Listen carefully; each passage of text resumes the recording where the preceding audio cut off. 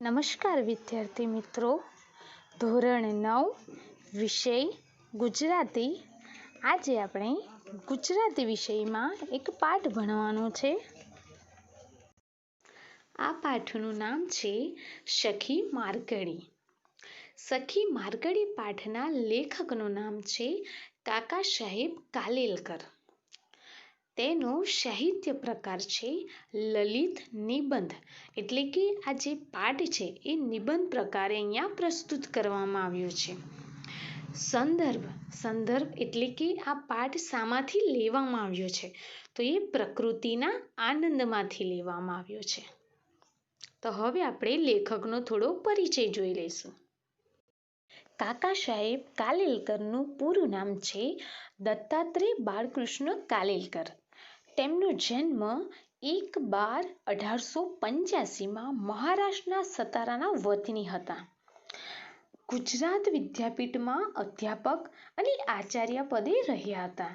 આ તમને હું જે માહિતી આપું છું લેખકના વિશે, તો તમે ધ્યાનપૂર્વક સાંભળજો, કેમ કે આ ઇનકેસ પરીક્ષામાં પૂછાઈ શકે છે એક વાક્યના પ્રશ્નોમાં.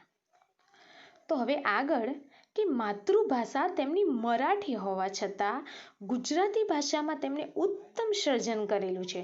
જો શું કહે છે અહીંયા કે પોતાની મુખ્ય ભાષા મરાઠી હોવા છતાં પણ તેમણે ગુજરાતી ભાષામાં સાહિત્ય સર્જન એમણે સુંદર રીતે આલેખન કર્યું છે. અને તેના કારણે જ આ ગાંધીજી બાપુએ તેમને એક નામ આપ્યું છે. તો આ નામ યાદ રાખજો કે સવાઈ ગુજરાતી. શું નામ છે? સવાઈ ગુજરાતી તરીકે તેમને ઓળખાવ્યા છે. તેમને ગંગા મૈયા, યમુના રાણી, ઉભયાન્વયી નર્મદા, દક્ષિણ ગંગા, ગોદાવરી તેમની ગદ્ય લેખનો એટલે કે પાઠના લેખન શૈલીમાં ઉત્તમ નમૂના આપ્યા છે. અને તેમને હિમાલયનો પ્રવાસ, બ્રહ્મદેશનો પ્રવાસ, પૂર્વ આફ્રિકામાં, ઉગમણા દેશ જાપાન વગેરે પ્રવાસ વર્ણનના ગ્રંથો પણ એમને આપેલા છે. આ બધી માહિતી યાદ રાખજો કે તેમને પ્રવાસ ગ્રંથો કયા આપેલા છે, તેમને ઉત્તમ નમૂના કયા આપેલા છે. બરાબર. રખડવાનો આનંદ, જીવનનો આનંદ, જીવન લીલા તેમના આ નિબંધ સંગ્રહો છે. જો 3 એમને નિબંધ સંગ્રહ આપેલા છે. આગળ કે સ્મરણ યાત્રા, ઓતરાતી દિવાલો, અનુક્રમે શૈશવ અને જેલ જીવનના પ્રસંગો સુંદર રીતે તેમને વર્ણન કરેલું છે. અને કાલેલકર ગ્રંથાવલીમાં જો યાદ રાખજો, આ જેટલું પણ તેમણે આલેખન કર્યું છે તેનું તેમણે આ કાલેલકર ગ્રંથાવલીમાં તેમણે સમગ્ર સાહિત્ય ગ્રંથસ્થ કરેલું છે. એટલે કે ત્યાં તેમણે ભંડાર ભરેલું છે. તેમને સાહિત્ય અકાદમી એવોર્ડ અને દિલ્હી તથા પદ્મ વિભૂષણથી પુરસ્કારથી સન્માનિત કરવામાં આવ્યા છે. તો જો આપણે અહીંયા લેખકનો પરિચય જોઈ ચૂક્યા, તમે આ લેખકનો પરિચય બરાબર સાંભળી ચૂક્યા હશે. તો હવે આપણે પાઠની શરૂઆત કરીશું. તેમને આ લેખકે સખી માર્કડી પાઠ સરસ રીતે અહીંયા વિસ્તૃતથી વર્ણન કરેલું છે અને સુંદર છે કે જે આપણને હૃદયમાં આનંદ અપાવે તેવો છે. પાઠનું નામ છે સખી માર્કડી. જો અહીંયા સખી એટલે કે સહેલી અને માર્કડી એ આ એક નદીનું નામ છે. શું દરેક નદી માતા હોય છે? ના, માર્કડી તો મારી નાનપણની સખી છે. એટલે કે જો અહીંયા માર્કડી આ એક નદીનું નામ છે, એ એટલી નાની છે કે એને હું મોટી બહેન તરીકે પણ ન ઓળખાવી શકું. એટલે કે આ મારી એક સખી છે. લેખક કહે છે કે અમારા ખેતરમાં ઉમરાના ઝાડ તળે એટલે કે તળિયે નીચે બપોરની છાયામાં હું જ્યારે બેઠો હોઉં ત્યારે આ માર્કડીનો મંદ પવન, મંદ એટલે કે ધીરો પવન, આ યાદ રાખજો એક સમાનાર્થી શબ્દ છે કે મંદ પવન એટલે કે ધીરો પવન મને જરૂર બોલાવવાનો એટલે કે જરૂરથી મને બોલાવશે. માર્કડીના કાંઠે, માર્કડી એટલે કે નદી, આ એક નદીનું નામ છે. માર્કડીના કાંઠે હું કેટલી વાર બેઠો છું અને પવનના મોજાથી ડોલતા ઘાસના પાન કલાકો સુધી જોયા કર્યા છે. એટલે કે ત્યાંનું એ સુંદર વાતાવરણ ત્યાં બેસીને નિહાળી રહ્યા છે. માર્કડીના કાંઠે અસાધારણ અદ્ભુત એવું કશું જ નથી. એટલે કે કંઈ અદૃશ્ય લાગે એવું કશું જ નથી. અને ખાસ ફૂલો પણ નથી. અને જાત જાતના રંગવાળા પતંગિયા પણ નથી. રૂપાળા પથરાય નથી. પણ પોતાના કલકુજિતથી ચિત્તને અસ્વસ્થ કરે, એટલે કે સ્વસ્થ વગરનું આ નાના મોટા પ્રપાત ક્યાંથી જોવા મળે? એમ કે આ જે માર્કડી નદી છે તો તમે એની આજુબાજુ જોઈ શકો છો કે કશું એવું અદ્ભુત એટલે કે અદૃશ્ય, જેમ આપણે ચોંકી જઈએ, આશ્ચર્યચકિત થાય એવું કોઈ સુંદર વાતાવરણ પણ નથી. છતાં પણ લેખક ત્યાં તેમને બેસવાનું મન થાય છે. નાના મોટા પ્રપાત ક્યાંથી જ હોય? એટલે કે નાના પ્રપાત, પ્રપાત એટલે કે અહીંયા સમાનાર્થી શબ્દ છે. પ્રપાત એટલે કે ધોધ, ઝરણું. તમે અહીંયા ઇમેજમાં જોઈ શકો છો કે એવું પ્રપાત ધોધ ક્યાંથી હોય? પણ ત્યાં ફક્ત પ્રેમાળ શાંતિ છે. વાળો કહે છે કે માર્કડી વૈજનાથના ડુંગરમાંથી આવે છે. તમે અહીંયા જોઈ શકો છો કે વૈજનાથના ડુંગર છે તો એ રહીને એની વહે છે ધારા, એટલે કે એનું ઝરણું વહે છે અને ત્યાંથી પોતે નદીમાં એનું સ્વાગત થાય છે. તો આ વૈજનાથના ડુંગરમાંથી પસાર થાય છે. મને એનું મૂળ શોધવાની કદી ઈચ્છા થઈ નથી. અહીંયા લેખક કહે છે કે ક્યાંથી નીકળે છે અને ક્યાંથી આવે છે તો એ શોધવાની મને ક્યારેય એમ કે ઈચ્છા નથી થઈ. કારણ કે કેમ કે જ્યારે કે અમારા તાલુકાનો નકશો પણ મને હાથમાં આવી જાય તો છતાં પણ આ માર્કડી ક્યાં હશે તો એ લીટી પણ હું મૂકતો નથી, એટલે કે હાથ દોરવાનો પ્રયત્ન પણ નથી કરતો. કેમ કે આ સખી જે મારી સહેલી છે નદી, એ સખી મટી જાય અને નદી બની જશે. જો એના વિશે હું જાણવાનું કોશિશ કરીશ તો એને મતલબ કે નિરાશ થઈ જશે. એટલા માટે હું ક્યારેય એનું કંઈ શોધખોળ કરવા જ નથી માંગતો. મને તો એના પાણીમાં મારા પગ બોળીને બેસવાનું જ ગમે છે. પગ મૂક્યો કે તરત જ ખડખડ અવાજ શરૂ થયો અને નાનપણમાં અમે કેટલી વાતો કરતા. એમ કે લેખક અને આ માર્કડી નદી બંને એકબીજાને એટલો ગાઢ સંબંધ હતો કે એકબીજાને પોતે મિત્ર માનતા હતા અને એકબીજાનું સહવાસ એટલે કે સંબંધ જ એમના માટે આનંદનો એક એટલે કે પાત્ર હતું, બીજું કશું જ નહીં. એટલે કે બસ માર્કડી શું બોલે છે તે સમજવાની હું ક્યારેય દરકાર ન કરું, એમ કે ક્યારે હું પ્રયત્ન ન કરતો હતો કે આ માર્કડી મને શું કહેવા માંગે છે. હું બસ એને નિહાળ્યા જ કરું છું અને હું જે બોલું એનો અર્થ કરવા માર્કડી ન થોભે. એમ કે હું જ્યારે એની સાથે વાત કરું મનમાં ને મનમાં તો એ પોતે પણ મારો અર્થ કરવા માટે પણ એ ઊભી નથી રહેતી. એનું એ કાર્યવાહી એ ચાલુ જ રાખે છે. એમ કે જેમ એની વહે છે ધારા, એનું જે ઝરણું વહે છે, જે પાણીનું સડસડાટ ખડખડાટ અવાજ આવે છે તો એ પોતે પાણીમાં વહેવા લાગે છે. પણ હું જે પ્રશ્ન પૂછું છું અને જવાબ શું આપે છે એ ક્યારેય એનું મતલબ કે વિચાર પણ નથી કરતો. ભાઈ બહેન પણ ઘણી વર્ષે મળે એટલે એકબીજાને હજારો સવાલ પૂછે. એટલે તમે જુઓ છો કે અહીંયા બાળક પણ પોતાના ભાઈ બહેન પ્રત્યે કેટલો પ્રેમ છે તો મોટા ભાઈ બહેન પણ ઘણા વર્ષો પછી મળે છે ત્યારે એકબીજાને હજારો સવાલ પૂછે છે કે તું કેમ છે, ક્યાં રહે છે, મને ફોન પણ નથી કરતો, તારું શું ચાલે છે, તારી જોબ કેવી છે, ઘણા બધા એટલે કે હજારો સવાલ એ પૂછે છે. તો એ છતાં પણ અહીંયા આમ લેખક કહે છે કે છતાં પણ હું જ્યારે માર્કડીને મળવા જાઉં છું ત્યારે કોઈ પણ જિજ્ઞાસા વગર જાઉં છું. જિજ્ઞાસા એટલે કે જાણવાની ઈચ્છા, એટલે કે હું ક્યારેય એને પૂછવાનો પ્રયત્ન નથી કરતો. બસ અમારા બંને વચ્ચે પ્રેમ વ્યક્ત કરવાનો એક પ્રકાર છે, બીજું કશું જ નથી. એમ કે સવાલો તો શું પૂછ્યો અને જવાબ શું મળ્યો એ તરફ અમે ધ્યાન પણ રાખતા નહોતા. એટલે કે એકબીજાને જ્યારે અમે સવાલ પૂછીએ તો એ માર્કડી મને પોતાના શબ્દોમાં શું કહે છે અને હું એને શું કહું છું એ અમે ક્યારેય ધ્યાન જ નથી દોર્યું. બસ ખાલી અમારા બંને વચ્ચે એવો પ્રેમ છે મિલન છે એટલે કે સ્વસ્થ વૃત્તિનો પ્રેમ છે અને જાગેલો છે, જે અમે ક્યારેય એને ઉલ્લંઘન નથી કરતા, એટલે કે ક્યારેય જાણવાની અમે વિચાર પણ નથી કરતા, એટલે કે જિજ્ઞાસા વૃત્તિ અમારામાં ક્યારેય પણ ઉત્પન્ન થતી નથી. માર્કંડેય ઋષિ એટલે કે માર્કંડીના કાંઠે કાંઠે હું ગાતો ફરું અને માર્કંડી સાંભળતી જાય કે જ્યારે હું કાંઠે એટલે કે કિનારે, જ્યારે હું એની કિનારે બેસું છું અને હું સુંદર મજાનું ગીત ગાઉં છું, ત્યારે આ માર્કંડી એક નદીનું નામ છે, યાદ રાખજો કે કોઈ વ્યક્તિનું નામ નથી પણ આ નદીનું નામ છે કે માર્કંડી જ્યારે હું ગીત ગાઉં છું તો એ સાંભળતી જાય છે. હવે આગળ શું થયું જો કે 16મે વર્ષે પોતાને લઈ જવા આવેલા યમરાજે શિવ ભક્તિને જોરે પાછા ઠેલનાર માર્કંડેય ઋષિને આખ્યાન ગાતા મને કેટલો આનંદ થતો.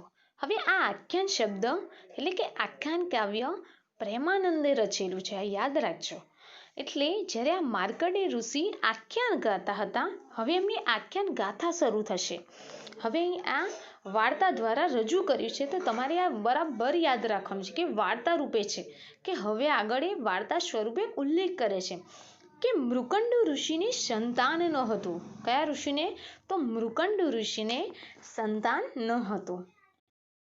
આ મૃકંડ ઋષિ એ ખૂબ તપસ્યા કરી પોતાના સંતાનની પ્રાપ્તિ માટે, અને ખૂબ પ્રસન્ન એટલે કે ખૂબ તપશ્ચર્યા કર્યા પછી તેમને મહાદેવ પ્રસન્ન થયા અને આ મહાદેવે વરદાન આપ્યું, અને વરદાનમાં પણ એમને 2 વિકલ્પ આપ્યા. આ યાદ રાખજો કે મહાદેવે 2 વિકલ્પ આપ્યા હતા. જો સાંભળજો કે કયા 2 વિકલ્પ છે, કે કાં તો 16 વર્ષ જીવનાર સદગુણી બાળક જોઈએ છે. બીજું વરદાન કે કાં તો 100 વર્ષ જીવનાર મૂઢ બાળક જોઈએ છે. તો બંને એમના માટે વિકલ્પ આપ્યા છે. જો સાંભળજો, ફરી બોલું છું કે કાં તો 16 વર્ષ જીવનાર સદગુણી બાળક જોઈએ છે કે કાં તો 100 વર્ષ જીવનાર મૂઢ બાળક જોઈએ છે. હવે આ બંને અસમંજસમાં આવી ગયા, કેમ કે જે સારો બાળક છે, જે ગુણવાન છે, જે માન સન્માન વાળો છે, જે કુળને ઉજાગર કરનાર છે, એ ફક્ત 16 વર્ષ જીવશે, અને જે મૂઢ બાળક છે, મૂઢ એટલે કે નકારો, નઠારો, કે જ્યારે પોતાને જીવનનો ઉદ્ધાર જ ના કર્યો, પોતાના માતા પિતાને ઉજાગર ના કરે, તો એ બાળક 100 વર્ષ જીવશે. તો હવે આગળ જો શું થશે, તો બંનેમાંથી એમને એક બાળક પસંદ કરવાનું છે. હવે માર્કંડેય ઋષિને 2 વિકલ્પ આપ્યા. હવે એ 2 વિકલ્પ એમને પોતાની ધર્મપત્નીને પૂછ્યું, એમ કે આ બંને વિકલ્પમાંથી આપણે કયો બાળક જોઈએ છે. તો જો મૃકંડ ઋષિને આ 16 વર્ષ બાળક એમને ગમ્યો. કેમ કે ભલે 16 વર્ષ જીવશે પણ એ સદગુણ બાળક રહેશે અને આપણા કુળનો ઉદ્ધાર કરશે, એટલે કે જીવનમાં પણ પ્રગતિ કરશે. તો એ બાળક બંનેએ માંગી લીધો. અને માર્કંડે જેમ જેમ ઉંમરમાં ખીલતો જાય છે, તેમ તેમ મા બાપના વદન એટલે કે શરીર મ્લાન થતા જાય છે. મ્લાન એટલે કે કરમાતા જાય છે, નિસ્તેજ બને છે, અને આખરે આ જે માર્કંડેય ઋષિનો જે પુત્ર, જે એમને 16 વર્ષ માંગ્યો હતો, તો હવે એ 16 વર્ષ પૂરા થઈ ગયા છે. યુવાન માર્કંડેય પૂજામાં બેઠો છે કે જે પુત્ર છે, જે 16 વર્ષનો થઈ ગયો છે, હવે એને અંતિમ ક્ષણી આવી ગઈ છે. યમરાજ પોતાના પાડા પર બેસીને આવ્યા છે. એટલે કે જ્યારે આ માર્કંડેય ઋષિ, જે પુત્રનું નામ છે અને મૃકંડ ઋષિ એના પિતા છે, તો આ માર્કંડેય ઋષિને 16 વર્ષ પૂરા થઈ ગયા છે. તો જો હવે શું થશે, હવે એનો અંતિમ સમય આવી ગયો છે, એટલે કે આ જે યમરાજ છે તેને લેવા આવ્યા છે. અને આ શિવલિંગને ભેટી પડેલા યુવાન સાધુને અડકવાની આ યમરાજની હિંમત ન ચાલી. એટલે કે જે આ માર્કંડેય ઋષિ છે એ આ શિવલિંગની પૂજા કરવા આવ્યા હતા, કેમ કે એમના 16 વર્ષ પૂરા થઈ ગયા છે. તો આ જોઈને યમરાજ ત્યાં પહોંચી ગયા અને યમરાજે જોયું કે આ શિવલિંગને અડકીને બેઠા છે. તો યમરાજને તેને લઈ જવાનું એટલે કે હિંમત જ ના ચાલી. તો હા ના કરીને તેમને પાસ ફેંકી દીધો. પાસ એટલે કે ફાંસલો આપી દીધો. વધારે જીવન એમને દાન આપી દીધું. એમ આ યમરાજે પાસ ફેંક્યો. પાસ એટલે કે તેને ફાંસલો આપી દીધો અને તરત જ આ લિંગમાંથી ત્રિશૂળધારી શિવજી પ્રગટ થઈ ગયા. અને આ ધૃષ્ટતા એટલે કે વધુ પડતી હિંમત ધરાવી અને આ યમરાજને ખૂબ ઘણું ખરું એટલે કે ઘણું ખોટું સંભળાવી દીધું. અને મૃત્યુંજય મહાદેવના દર્શન થયા પછી આ માર્કંડેય ઋષિને મૃત્યુની બીક જ ક્યાં રહે, કેમ કે મહાદેવ દર્શન આપી દીધા અને તેમને સાથ મળી ગયો. હવે યમરાજની એમને બીક જ ન રહી. તો આ જે માર્કંડેય ઋષિ છે, જે પુત્ર છે, તેની હજુ પણ આયુધારા વધી રહી છે એટલે કે જીવતા રહે છે. કોલેજમાં ભણતો ત્યારે પરીક્ષા પછી અમારી ભાઈબીજ થતી. એટલે કે જો 16 વર્ષ પછી એમને વધારે વરદાન મળી ગયું તો હવે એમને કોલેજ સ્ટાર્ટ કરી. અને કોલેજમાં ભણતી વખતે જ્યારે ભાઈબીજ થતી ત્યારે તેમને લણણીના દિવસો હતા. તો તેના માટે 2 દિવસ મારે ખેતરમાં જ ગાળવાના રહેતા. એટલે કે ક્યારે એમને ભાઈબીજનો સમય જ ન મળતો હતો. લેખક કહે છે કે જ્યારે કોલેજનું ખેતરનું કામ પતે એટલે હું માર્કંડેય નદીને કાંઠે પહોંચી જતો અને માર્કંડેય મને શક્કરિયા આપતી. હવે યાદ રાખજો કે માર્કંડેય નદી છે તો એને શું આપતી હતી? શક્કરિયા આપતી હતી. અને અમૃત જેવું મીઠું પાણી આપતી. અમૃત એટલે કે મધુર મીઠું પાણી આપતી. રાત્રે જ્યારે હું ટાઢથી ધ્રુજતો ત્યારે કે શું એ જોવા હું જાઉં ત્યારે પોતાના અરીસામાં મને મૃગ નક્ષત્ર બતાવતી. મૃગ એટલે કે જે હરણ આવે છે તે. તો એમ કે એનો છબી બતાવતી, એનો ચહેરો બતાવતી. આ યાદ રાખજો કે જે આ નદી છે માર્કંડેય નદી, તો તેને શક્કરિયા આપતી, અમૃત જેવું મીઠું પાણી આપતી અને મૃગ નક્ષત્ર પણ એમને બતાવતી. આજે પણ જ્યારે અમારે ગામડે જાઉં છું ત્યારે મને આ માર્કંડેય મળ્યા વગર રહેતો નથી. એટલે કે આ માર્કંડેય વાત કરે છે કે જ્યારે હું ગામડે પાછો આવું છું ત્યારે આ માર્કંડેય નદીને હું મળ્યા વગર રહેતો જ નથી. અને પહેલાંની પેઢી અમારી સાથે ગેલ જ નથી કરતી. ગેલ એટલે કે મસ્તી, એમ કે વધારે મારી સાથે સ્મિત જ નથી કરતી. હવે થોડું સ્મિત કરીને મૌન ધારણ કરી લે છે. તો એ નદીનું સુકુમાર વદન, વદન એટલે કે શરીર કોમળ, સુકુમાર એટલે કે કોમળ વદન પહેલાંનું લાવણ્ય નથી રહ્યું. એટલે કે પહેલાંની જેવી સુંદરતા ત્યાં નથી રહી. હવે તમે જોયું કે આ પાઠમાં સ્નેહની ગંભીરતા છે. એટલે કે આ લેખક જે માર્કંડેય લેખક છે અને માર્કંડેય નદી છે તો બંને વચ્ચેનો સહવાસ બતાવ્યો છે. સહવાસ એટલે કે સંબંધ. તો તમને આ પાઠમાં પ્રશ્નો પણ સવિસ્તર પૂછી શકાય છે કે માર્કંડેય એટલે કે માર્કંડેય નદી અને લેખક બંને વચ્ચેનો સંવાદ રજૂ કરો. તો આ પાઠનું તમે સંવાદ લખી શકો છો. હવે આ પાઠમાં તમને ઇમેજ દ્વારા મેં ઘણું બધું સમજાવી દીધું છે. તો હવે આશા રાખું છું કે આ પાઠમાં તમને બરાબર સમજ પડી ગઈ હશે કે આ પાઠમાં લેખક અને નદી વચ્ચેનો સંબંધ બતાવ્યો છે. ખાલી એવું નથી કે વ્યક્તિ વચ્ચે જ સંબંધ હોઈ શકે. તો અહીંયા તો નદી, એક માર્કંડેય નદી અને એક લેખકનો સહવાસ બતાવ્યો છે, એટલે કે સંબંધ દર્શાવ્યું છે.